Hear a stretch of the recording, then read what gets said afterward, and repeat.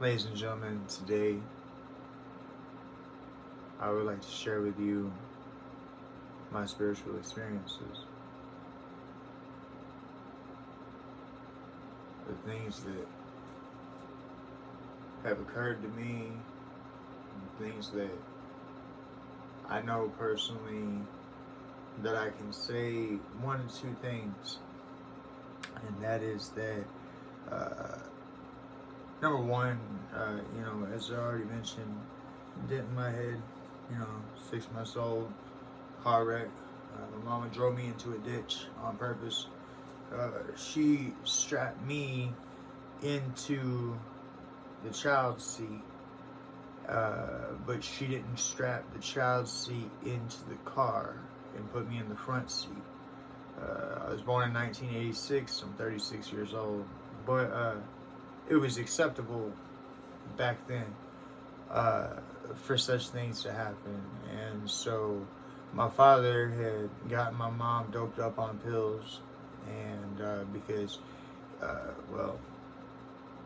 so my father was a insurance, I guess I'd say insurance con man, except for the fact that he actually really did have the injuries. It's just the issue was that apparently he did it to himself by his own word. I don't know. Wasn't there, right? I just heard him. So maybe he said it to make himself feel better. Maybe he actually did. I don't know. I know the evidence was there. The man had 4 back surgeries. I don't know. Well, nonetheless, though, he used his pills at the time was Quaaludes. That was a pill back in the day. In case any of y'all don't know that's not just an alcoholic drink. That used to be an actual pill.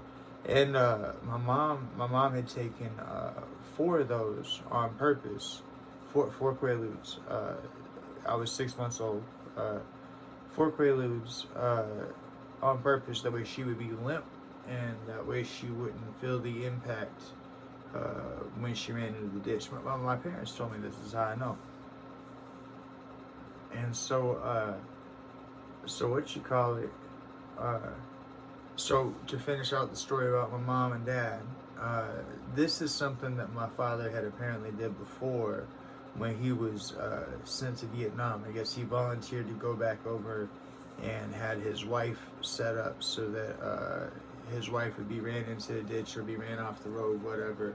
And she died, God rest her soul, with a little baby inside her belly. God rest that person's soul too.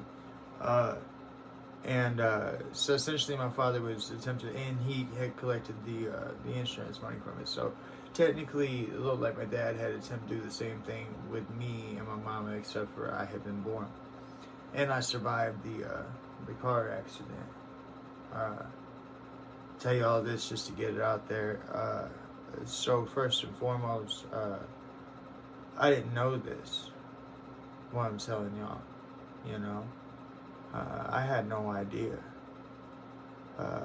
So for most of my life, I had tried to live up to the expectation and the wanting to gain respect from my father, who I put up on a pedestal. Now, y'all will see in later photos. I have my father's urn sitting right on my altar, and there's a reason for that. My father's urn has a grizzly bear on it, and it had dawned on me that see, in the wild, if a male grizzly bear isn't strong enough, the dominant male grizzly bear, the dominant one, will eat it, kill it. It's not strong enough. And so, in a sense, you could say that was my life, to the extent of that. Does the younger male grizzly bear realize that the older male grizzly bear is trying to kill him? And in my case, the answer was no. I thought thought I had a father, thought I had a decent father, and come to find out that, so like I mentioned, May 5th last year, 2022, or May 5th this year, whatever, 2022, I had two grandma seizures, and that's something I used to have to take phenobarbital for when I was a little baby. I mean, we gotta think to ourselves. I mean, like, if I was 6 months old, my mom had taken 4 Quaaludes, then that means I was still breastfeeding. So, I'm one of those babies too. Whatever that is. I know there's like fetal alcohol syndrome, but I know that there's like where your mother was a substance abuse person. I don't know what the name of it is. And so, but the reason I tell you all this, I close that out, my mom and dad thing. The reason I tell you all this is my first experience with spirit was, so I remember the day very well. Like, I remember riding in the car, and I remember knowing that there was somebody in the back seat, and it was a man. I still to this day, I don't understand why I would have been in the front seat, but not the man. I guess unless my mom didn't trust the person. I don't know. Maybe it was all set up. And who was the man? Where are the medical records from what happened? I don't know. But supposedly, anyway, supposedly I know what hospital they took me to and all that. I brought it up. But, what you call it though? So, when we got into the accident and when the car went down the hill, I was no part of that wreck. And what I mean by that is that while my body clearly while my body was in the wreck, and while I still have trauma to this day from it, what happened is that my consciousness, my spirit, my soul, my ability to observe the world was somehow ejected from the back of the car. And I don't know how to explain that. I don't remember going through any glass or anything like that. Just, I was there at the back of the car, and the car was down in the ditch. And I looked over to the right of me, and there was this blonde lady. And she was kind of dressed like a nurse. In a way, I want to say she had the full nurse outfit, but whereas like I don't know, the little slutty outfits you can order online or whatever, they got the little red cross and such as that. It didn't seem to really have that, but it was like almost the same outfit. Dress was of course longer. She looked professional, but she looked like a nurse, and she was very pretty. And she kept asking me about my elbow, and I didn't figure out why she was asking me about my elbow until later in life when I was having a conversation with Death, which we'll get to. But she kept asking me about my elbow, and it doesn't make any sense because my head, this whole side impacted the dashboard at highway speeds when Mom went down into the ditch on purpose. And so it doesn't make any sense for her to be asking me about my elbow, but also I was 6 months old, so how could I be having a conversation with somebody? And I was having a conversation with her just like I'm having a conversation with you right now, you know. A little one-sided this one, but with her, it was back and forth, and we were catty.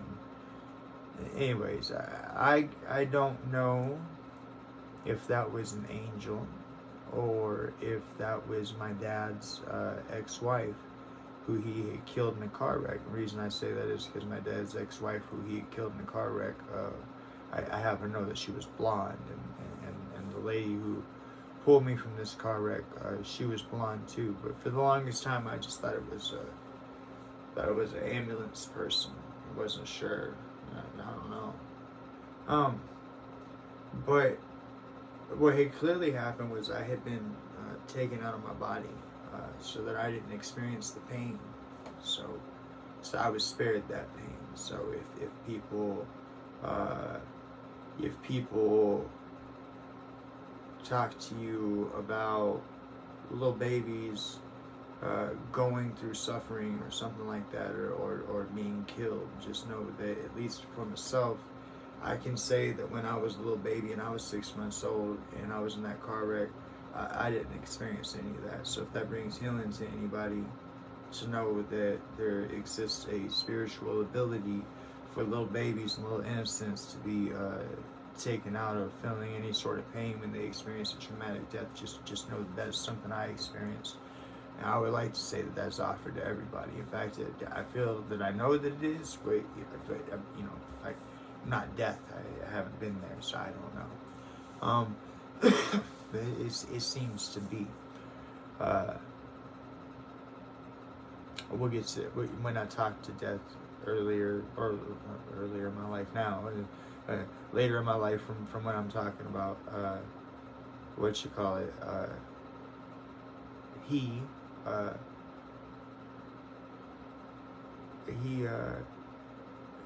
told me that he experiences, or the way that he views himself is as mercy. And I'm here to tell you that I understand that when you pass on, you will look to one side of you. In my case, it was to the right, and you will see a loved one or an ancestor or somebody connected to you. But nonetheless, it is death. You might be lucky enough to actually see death, but so what had happened was death had pulled me from that car wreck. Death had spared me the pain, and I had experienced death as this blonde lady who I never got to meet, except for that time. So the reason I say that is, now if she was an angel, excuse me, if she was an angel, then that would mean that yes, I got to see an angel.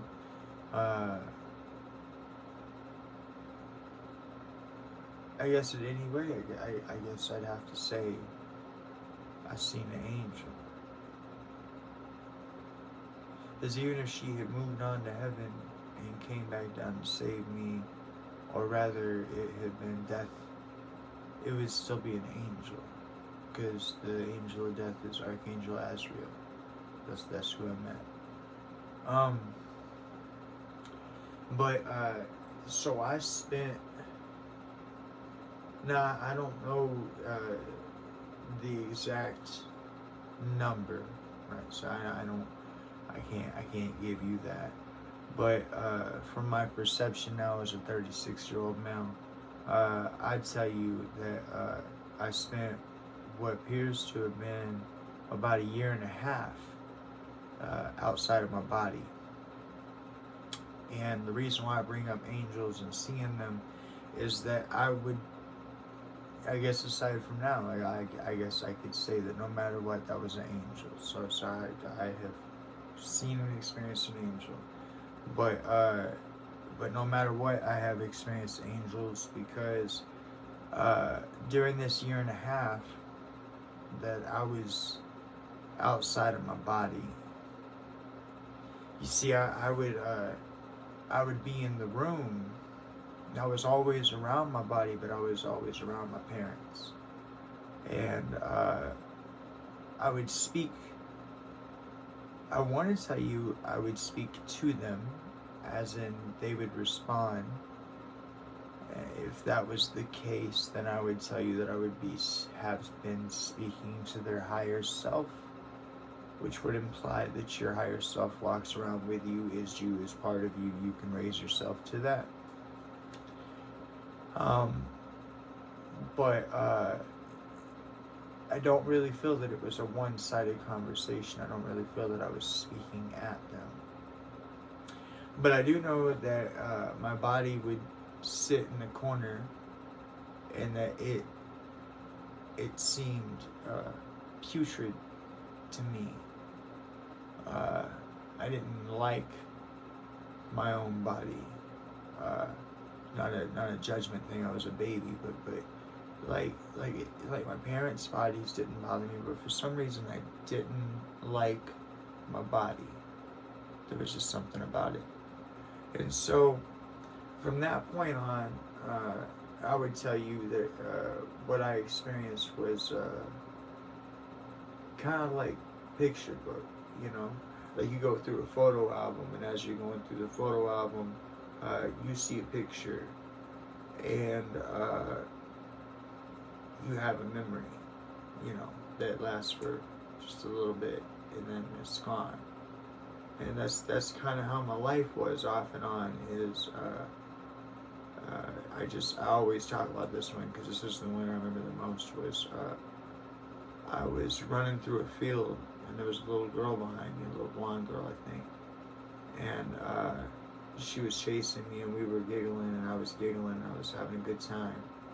And then the next thing you knew, everything just went black, you know, just like lights out, no awareness whatsoever, but a voice. And I could hear this voice tell me that we're sorry, Jerry. Looks like that didn't work. We'll try something else next time. The reason that I bring this up is because in my own mind I have physical proof of this. See, the angels, they did a really good job. They actually fixed me, and I know it was angels that did it. They actually fixed me physically. Okay, so now in my adult life at 36 years old, my hardware is solid, right? Like when you do an MRI on me, or a CAT scan or whatever, all of my hardware is solid. But I have epilepsy in the right hand side of my brain, right here, where that dent is, where the crack is. And so the neurologist, when he looked at my CAT scan MRI, he was like, well, I don't understand why we're doing an EEG on you, but it's recommended. So I see nothing in your CAT scan to say, or MRI to say that you have any sort of issue. So, but here we go.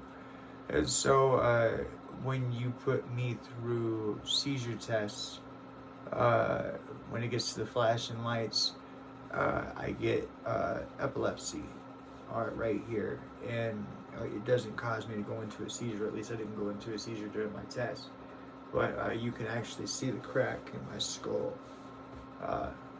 as my brain's lit up in that area. So I had about a year and a half of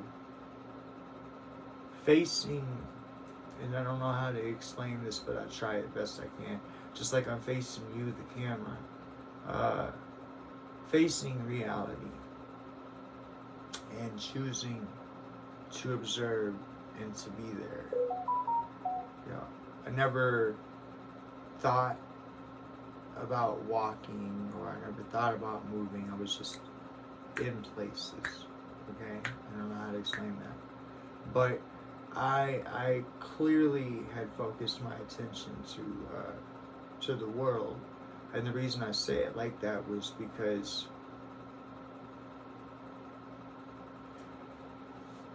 I know from my experience that when you die, it will go black. But the black is not to be worried about. The black is not a bad thing. It's not evil or negative. It is conscious, but it's not evil or negative.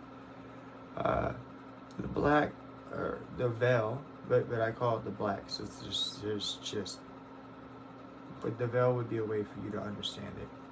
But the black. See, if you go onto a diving board and you jump off into a pool of water, the first thing that you encounter is not the water. The first thing that you encounter is the surface tension of the water in the pool. And the black is that surface tension. Be a way I'd say it to you. The black is conscious and will speak to you. But at least in my experience as a 6-month-old baby, it was nurturing, okay? And I would almost say that the black might always be nurturing to everybody because of my trials and tribulations and who I became and who I came out of being and so on later in life. Because you got to realize that God knows all things, past, present, future. And so, like you're not the writer of destiny, right? God is. And so to have encountered me at 6 months old and then to know that I'd be here, so I would say that the black is a nurturing force. And I would also say that's the reason why the first deity, at least as far as an idol, came to me. That we'll get to that. But the entire time that I was focused on the world, and the reason why I say this doesn't make any sense, I'm explaining this as me having my back to something. The reason why it doesn't make any sense is because I could always observe for that year and a half all the way around me. Okay? When somebody approached, I was already looking at them, but still looking at what I was already looking at. So there was this aspect of me that was focused in on the real world, and I was there, and I was talking to my parents and those around me, and they were responding, but of course they and I knew then, and I know now that they weren't actually responding. And I don't know how to explain that to you. It's as if our spirits were talking, as if I was there in the physical, spiritually. And so, even though I wasn't physically talking to them, or I was spiritually talking to them, they were spiritually responding back. The other way that I put that. But the aspect of myself that I felt was facing or choosing to face the world, even though I was outside of my body for that year and a half, even though I would cut in and cut out. And, they tried several times to put me in. It's my software. That's it's not my hardware. It's my software. That's why the epileptic tendencies happen as a result of lights. That's why I got the white mesh up, because those are fluorescent lights up top and they drive me nuts. I gotta have that. So I apologize, but that's the reason. Well, I don't apologize, but I apologize for having the obstruction up, but I don't apologize for the tie-dye. Fuck yeah. Edit that. Hell yeah. But what you call it? I was aware that somehow this aspect of me that had my back to something, my back was to the veil or the black. But the black wasn't dead or shallow or hollow or empty, okay? I was always aware during that year and a half that there were things behind me. And they were very much talking to me. But I chose not to face them and be a part of that world. It would have been a simple choice. Instead, I faced this world. I stayed here. For that year and a half, I went in and out of my body. And so finally, now in the parts of being in the room and in the parts of being in and out of my body, I'd pick up little things like things that people would say and whatnot. And I don't know how, but I know that at some point I felt this nudge, this calling, this yearning, this pull. And I knew it was time for me to hop into my body. And I was excited for it. And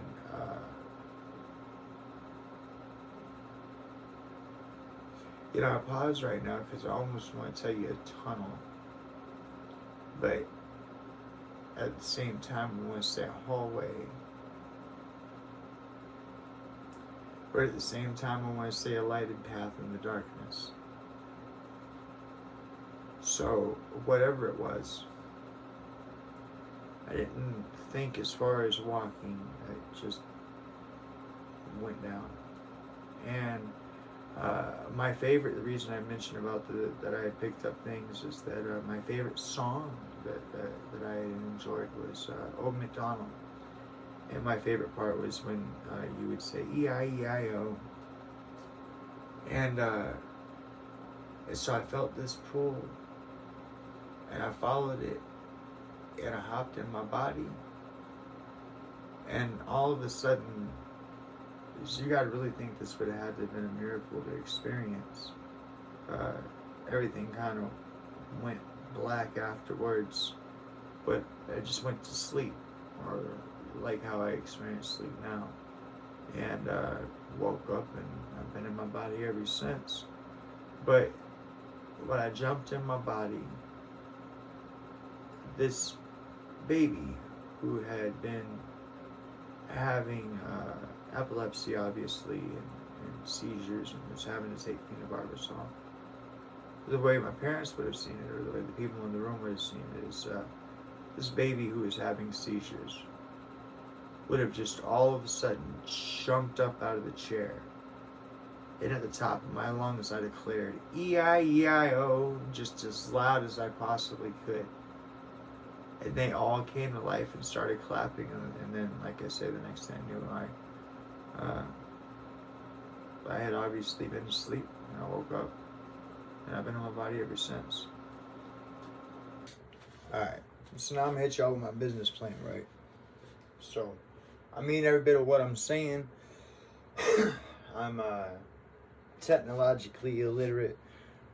So I don't know if there possesses a way for a account, and of course I'll be expressing that to my bank and to PayPal. That's the only people I'll take any information from. But I don't know if there possesses a way for an account to be viewable to the populace without being touchable. I don't know, so I had to figure that out. But this is what I'm promising, this is what I'm planning, this is where the goal is, okay?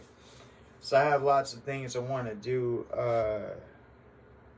We're going to name off 2 of them in this business plan, and we're going to start ourselves a model for how we can change the world, just with me being on this simple YouTube channel and you hitting the donate button. All I'm asking for is $1. Hear what your dollar going to do real fast before you judge me. So when you give me $1, okay, so you're going to hit that big red donate button.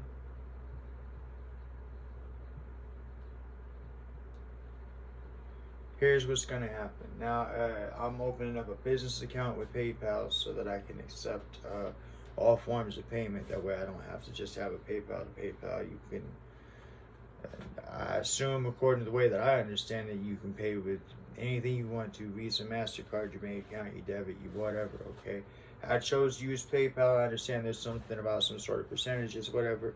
I don't care. I want you to know that you are safe in opening up your wallet to me. And I want to make sure that's done through the most reputable that I know of, which is PayPal. Okay, I could be wrong, but it appears to be, when you say online banking or internet, I think the word PayPal. So there you go. So that red donate button is going to put whatever you donate to me. All I'm asking you for is $1, but I'll make it so you can put more if you really want to. But just thank you.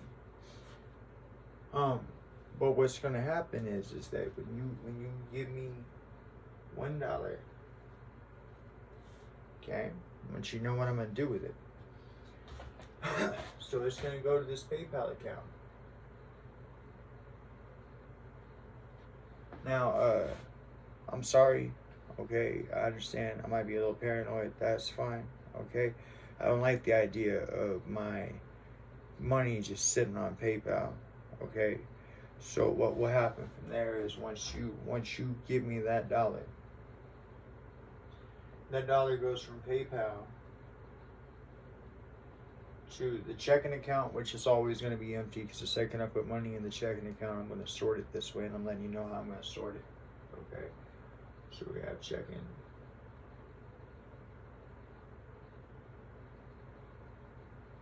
Okay, and then we're going to have savings.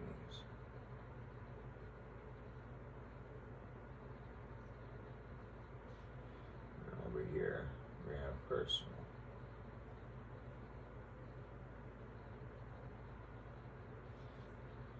I don't want to lie to you guys. I'm being straight up with you guys. This is how I plan on doing it. Okay. So, number one, when you donate me $1, it's gonna go to a PayPal account. Okay.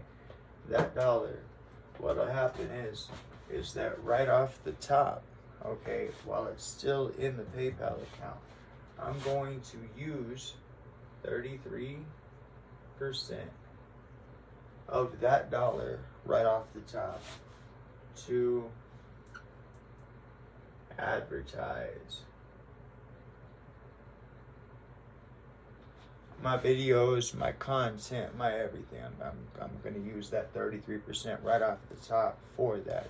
That way I can get these videos pushed in other places other than just YouTube. That way I can move things forward here, because I have a goal here. So, but 33% of that dollar is going to come right off the top, okay?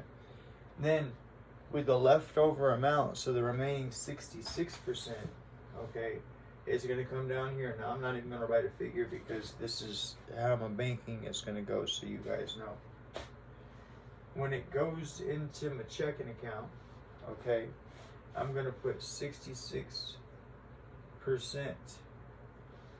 of what's remaining that comes from my PayPal over here for taxes.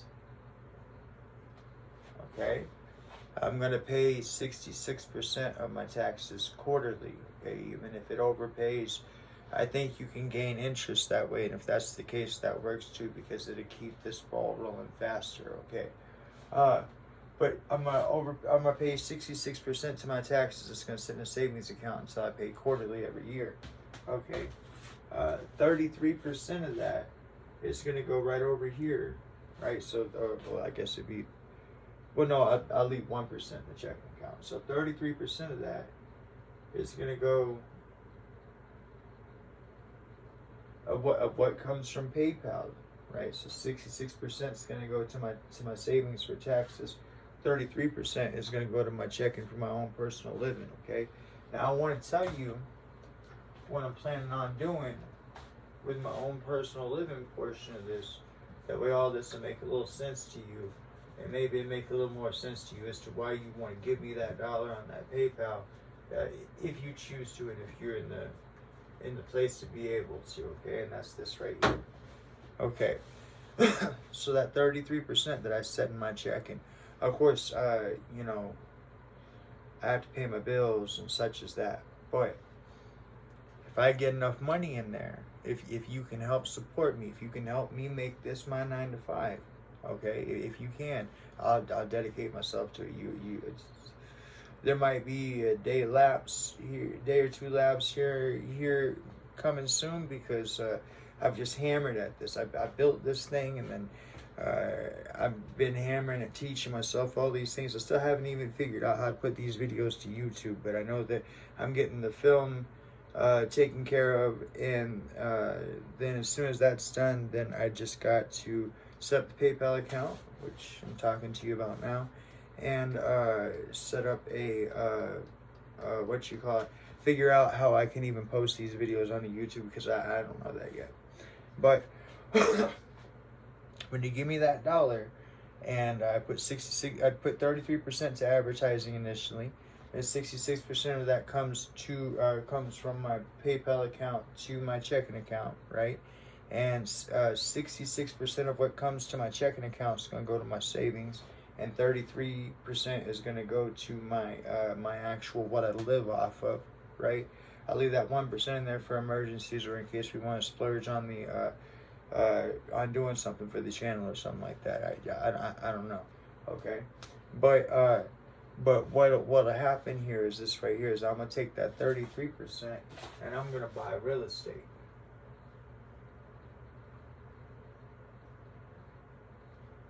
It's specifically, I don't know, because it doesn't make any sense for me to ask for your money, for me to just turn around and go throw it into a hole that's not going to be any good. With that being said, I think I would like to buy up low-income housing, because with the goal in it, I know I'm going to say something here, and you guys are going to think it's stupid, and you guys are going to think it's too good to be true, but I actually have a plan for it. It could work if we work together. It's up to you. It's a button push. It requires you to give me $1. It's up to you, okay? But this is what I'm trying to work out with you real fast, okay? So I'm going to start buying up real estate. I'm going to start a real estate business, okay?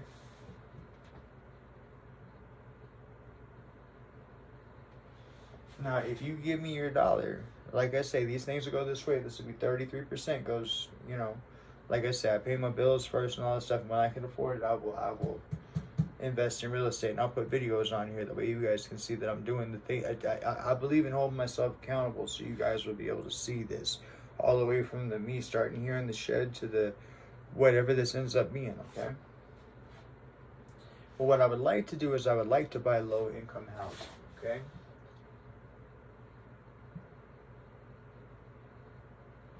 And there's a reason for that, and it's not anything judgmental. It's not, okay?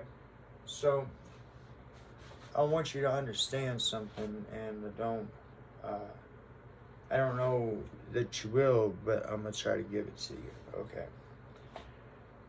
okay? So, when it comes to business, you can file what are known as losses, okay? And I want you to understand that real fast. So, you hit the $1, okay? 66 gets set back for taxes, and then whenever everything gets returned, that money will go right back into real estate for buying low-income housing is what I'm hoping for. But again, like I say, I'm not going to sink my money into a hole. I want to make wise choices, okay? But because I want to make these places where people can live at, okay? So, excuse me. So I would like to buy low-income housing, and what I would like to do is this right here. Now, it's my understanding that if you buy like a sixplex that's low-income housing, okay, then you're guaranteed you get the money because it's low-income housing and the state has something worked out. And I'm talking about giving you guys cushion on both ways on that, and this is how. So, you buy low-income housing, right? And let's say low-income housing promises you $1,000 a month, okay? Whereas they charge the tenant, let's say $650. Okay? This is we can end homelessness like this. Okay? I don't know how to display it on the internet. If there's a way for me to figure that out between PayPal and my banks, I will. Okay? That way I can hold myself accountable. That way you can look and you can see what's going on. Okay? But if you hit that $1 button right now, okay, this is what I'm planning on doing with it. Now I got to get me straight. Okay, I literally, this is it. This is what I'm doing right now. I'm devoting my heart and soul to this. This is, I need to see where this goes, and I feel that God has called me to it, and that's where I'm at with it. And this is the last of the videos for me to produce. As soon as I get it all edited, I'm putting it out there. But it works like this. Sorry. If you guys can donate me enough money, okay, then what ends up happening is this right here, is that the money will be handled as I explained, and I will buy low-income housing. Okay. If they pay me $1,000 a month, okay, and I get, so first I have to buy low-income housing. Second, I have to have enough low-income housing to make an impact. Okay. But we'll get to that, and I'll figure out, at the very least, I'll just come up here to this whiteboard and I'll talk you through where we're at on things so I can hold myself accountable. I mean that. I'll do that. There's no reason why. I can literally, I'll treat you as if we are a relationship, right? And I will let you know, as far, when I say relationship, I mean business partnership. And I'll let you know what it is that I'm doing with our channel as far as where we're going with things, okay? But the plan here is this right here, is that of course I gotta fix me, but I buy this low income housing. I buy enough of it. If they pay $1,000 for the person to pay $650, the reason why I got those two put up on the board is this right here. If you guys donate me enough money, then what we can do is this. I want to make it. Okay, this is a multi-impact statement. I want you to hear me real fast. Okay, so these are low-income housing. Okay, I want to make it so that a person, anybody who qualifies for low-income housing, okay. Now, everybody always says, well, somebody has to foot the bill, and I want to foot the bill, okay? I'm sorry, flat broke. I need you to help me, okay? But I want to be that source that foots that bill, and I want to explain to you what I'm footing the bill of and what it is we can do with this if you help me, okay? So if you donate me enough money and I get enough low-income housing and I get enough of them, okay, then this is what can happen. I want to make it so that a person only pays rent once every quarter. Okay? So that's once every 3 months. Okay? A person would actually pay rent once every 3 months. Now here's what I mean by that. So this is all things are double-edged, but this is a good thing, both sides. Okay? So number one, when the state pays me $1,000, when the person's only given $650, the state is bumping me up $350 per person, okay, or per rental unit, okay. So if I make it so that a person only pays rent once every quarter, so once every 3 months, okay, then what ends up happening is that 2 of those months the state don't pay me $350. So now your taxes are more effective. That's one thing. But then the other thing is this right here. Now you as the person renting, okay, you still have an obligation of $650. Okay? So every month you as the, I know I just said that you ain't paying rent but once quarterly, and now I'm saying you're paying rent every month, but you are paying rent every month, okay? You will not lay back, relax, none of that. No, you will have a job, okay? But we're gonna get you somewhere with your job, and we're gonna make this thing possible. That the only way to do this is there has to be money coming in to support this. But I want you to hear what I have to say real fast, okay? So if a person is in charge of coming up with $650 every month for their rent because they qualify for low-income housing, okay? And I'm telling you that I am only charging them once every quarter. So I'm only taking that $650 once every 3 months, then that allows for $1,300 every quarter, right? Now here's what I propose. I propose that if you can help me generate enough revenue to create this, so that this $1,300 that this person would be paying to low-income housing now goes back into their pocket. Okay? Now, why would we do that and how would we do that? Let me explain. So this $1,300, before it goes back into their pocket, because it's going to go into their pocket, it is their money.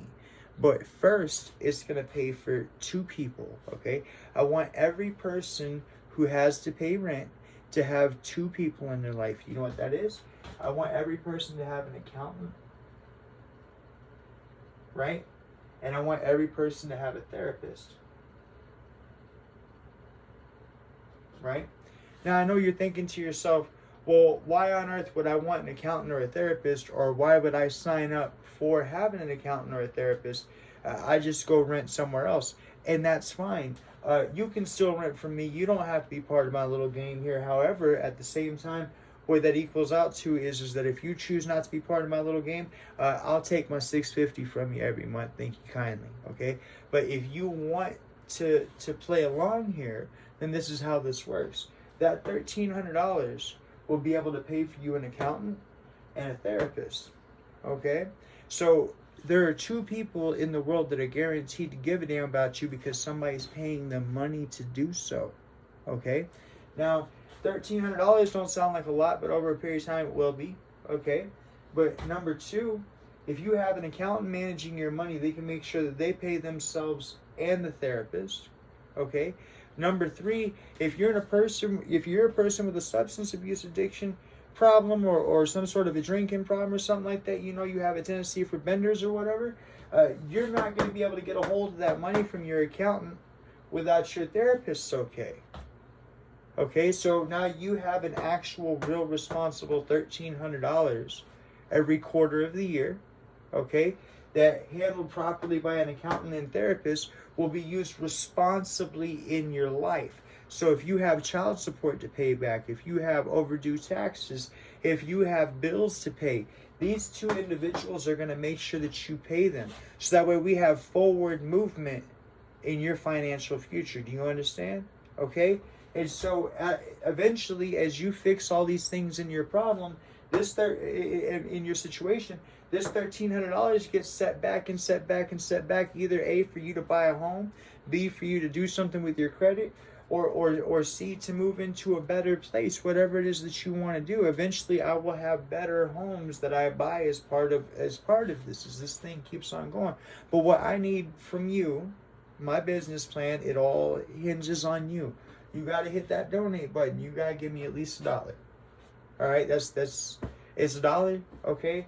That's what I'm going to do with it. 33% of it's going to go towards that, okay? I'll make my money off of, I won't make any money. That's kind of the point, is that I'll be making my money off of the donate button, off of the 33% where I told you to go, where to come from, right? So I'll live off of that. But my goal, okay, is to buy up as much housing as we can. That way we can get people off the streets. I want you to understand this does a couple of things, okay? So number 1, if you get people off the streets, you know what you lower? You lower crime. That's right. When you don't have people on the street with nothing better to do than to have their hands in their pockets and walking down the road, right? Peeping stuff, contemplating, figuring out what they're going to do, you have less crime, okay? But they don't have a real reason to want to step outside of crime until you can give them a home. And you can't give them a home until you start solving things. And I think this is where it starts at, okay? I think that we can generate enough money to make it so that eventually no person has to be homeless. Now there are people out there that like to be alone. There are people out there that have their own way of life, okay? And that's fine, okay? That, you know, but for the majority, We can make homelessness a past issue. Now I want to tell you something else we can do. If we get this going good enough, okay, because this can actually generate money over a period of time. It's just a slower clock.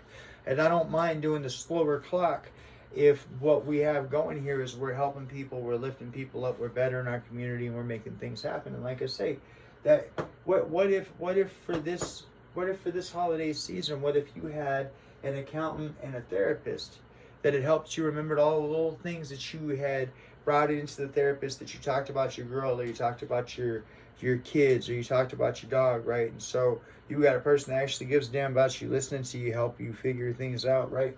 But then you also got an accountant to make sure that you set back enough money. How would an extra $1,300 have helped you this holiday season, right? And what if you could provide that to the man who qualified, the man, woman, family that qualifies for low income housing?